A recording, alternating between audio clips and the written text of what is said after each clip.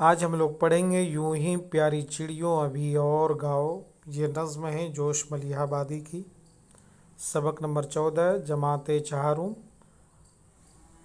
ابتدائی اردو۔ مہکتے ہوئے پھول کے پاس آؤ، مہکتے ہوئے پھول کے پاس آؤ، لچکتی ہوئی شاخ پر بیٹھ جاؤ۔ ہوا میں کبھی اڑ کے بازو ہلاؤ، کبھی صاف چشموں میں غوطہ لگاؤ۔ یوں ہی پیاری چڑیوں ابھی اور گاؤ۔ پھدک کر ادھر سے ادھر دور جاؤ، چہک کر ادھر سے ادھر پر ہلاؤ۔ چمک کر کبھی شاخ پر چہچاؤ، اچھل کر کبھی نہر پر گنگناؤ۔ یوں ہی پیاری چڑیوں ابھی اور گاؤ۔ کبھی برگ تازہ کو منہ میں دباؤ، کبھی کنج میں بیٹھ کر پھڑ پھڑاؤ، کبھی گھاس پر لوٹ کر دل لبھاؤ، کبھی جا کے بیلوں کو جھولا جھلاؤ۔ یوں ہی پیاری چڑیوں ابھی اور گاؤ۔ میں بے تاب ہوں مجھ کو جلوہ دکھاؤ، میں گمراہ ہوں مجھ کو رستہ بتاؤ۔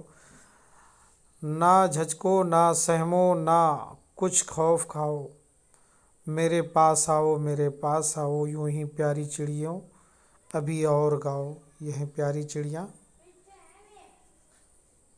کتنے خوبصورت پرندے ہیں۔ اللہ اسی طریقے سے اس دنیا کو ہمیشہ بہت خوبصورت بنائے رکھے۔ اب ادھر کچھ الفاظ ہیں اور اس کے کچھ معنی ہے۔ غوطہ لگانا یعنی کہ ڈبکی لگانا۔ برگ بولتے ہیں پتا کو، برگ مطلب پتا، یہ فارسی کا ورڈ ہے۔ کنج، کونا،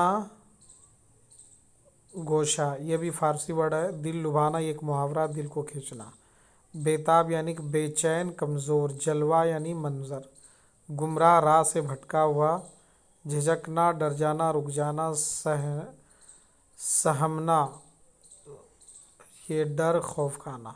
رستہ بتانا، راستہ دکھانا، ترکیب بتانا۔ خوف کھانا، یہ بھی محاورہ یعنی کہ ڈرنا۔ غور کیجیے، یہاں پہ 4 سوال ہیں۔ نیچے لکھے ہوئے مصرعوں میں خالی جگہوں کو صحیح لچکتی ہوئی ڈیش پر بیٹھ جاؤ، ہے نا، درخت پر بیٹھ جاؤ۔ ان لفظوں سے جملے بنائیے اور خالی جگہوں کو پُر کرنا ہے۔ نیچے لکھے ہوئے محاوروں کا صحیح مطلب دیے ہوئے باکس چن کر اور جملوں میں استعمال کیجیے۔ یہاں پہ دل لبھانا یعنی کہ دل کا کھینچنا۔ جلوہ دکھانا ہے نا، جلوہ دکھانا مطلب جو ہے نظر آنا۔ خوف کھانا یعنی کہ ڈرنا۔ ان مصرعوں کو صحیح کر کے لکھنا ہے۔ مصرے ادھر ادھر الٹا پلٹا کر دیا، اس کو صحیح لکھنا ہے۔ ہر لفظ کو اس کے صحیح خانوں میں بھرنا ہے۔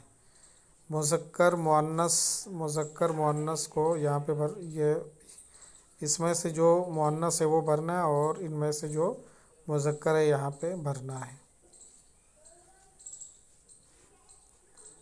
تو دوستو، یوں ہی پیاری چڑیوں ابھی اور گاؤ، یہ نظم آپ کو کیسا لگا آپ ہمیں کمنٹ کر کے بتا سکتے ہیں۔ پھر آپ سے ہم ملتے ہیں دوسرے ویڈیو میں۔ خدا حافظ۔